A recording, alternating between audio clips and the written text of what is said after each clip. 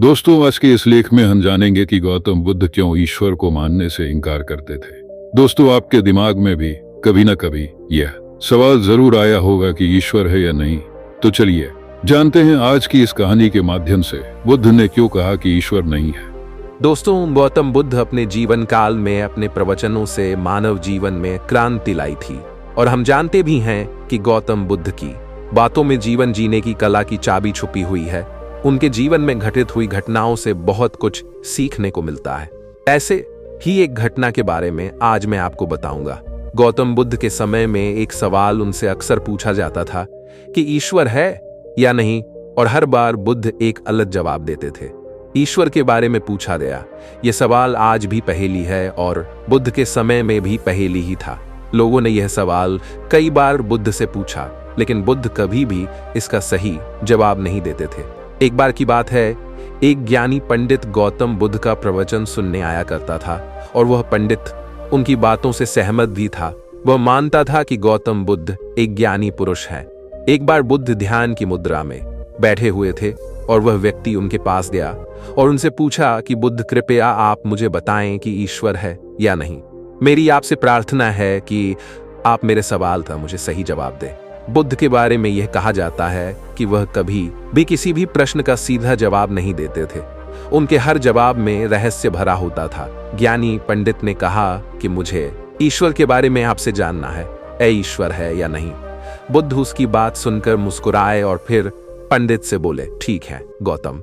बुद्ध ने कहा कि मैं तुम्हारे सवाल का जवाब जरूर दूंगा, लेकिन उससे पहले ही मेरे कुछ प्रश्नों का जवाब आप मुझे दे दो। पंडित ने कहा, मैं बिल्कुल आपके प्रश्नों का जवाब दूंगा, आप कृपया प्रश्न पूछे। बुद्ध ने कहा कि क्या तुम सूर्य को मानते हो? पंडित ने बुद्ध की तरफ देखा और कहा कि यह किस प्रकार का प्रश्न है?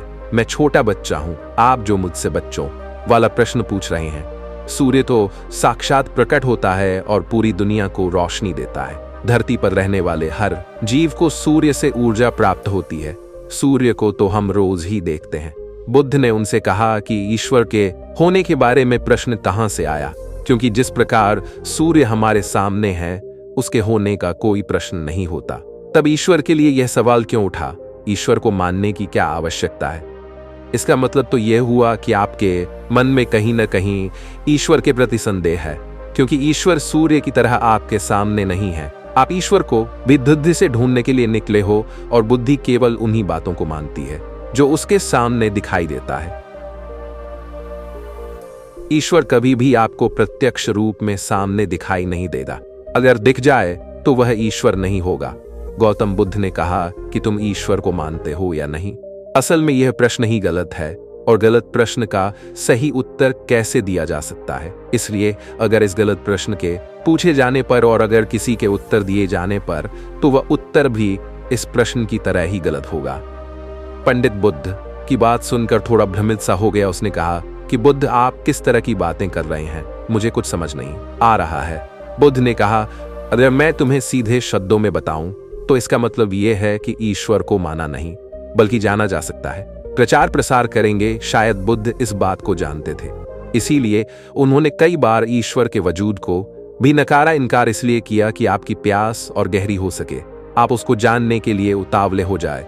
अगर बुद्ध ईश्वर के बारे में सीधे सीधे कह दे तो भीड़ आसानी से उनकी बात मान जाएगी। और ऐसे ही हमने धरती पर ना जाने कितने ही ईश्वर और भगवान को जन्म दे दिया है। ऐसा लगता है कि ईश्वर ने मनुष्य को नहीं बनाया, बल्कि मनुष्य ने ईश्वर को पैदा किया है। तो दोस्तों, गौतम बुद्ध की कहानी से हमें क्या शिक्षा मिलती है कि भगवान को मानना नहीं बल्कि जानना चाहिए और उसका अनुभव लेना चाहिए। ईश्वर को जानने के लिए सिर्फ एक ही रास्ता है और वह है ध्यान। ध्यान में जितनी गहराई से जाओगे उतना ही तुम्हारा ईश्वर के प्रति अनुभव होता चला जाएगा और तुम्हारे सभी प्रश्नों के उत्तर भी तुम्हें मिल जाएंगे।